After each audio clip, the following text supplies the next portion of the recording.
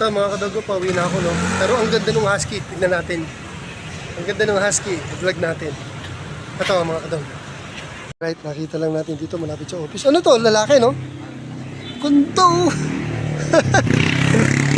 Ang ganda naman. Mabait. Pare. May amoy aso ko ha. Magmukha agad yun ha. Marami kong aso, puro husky.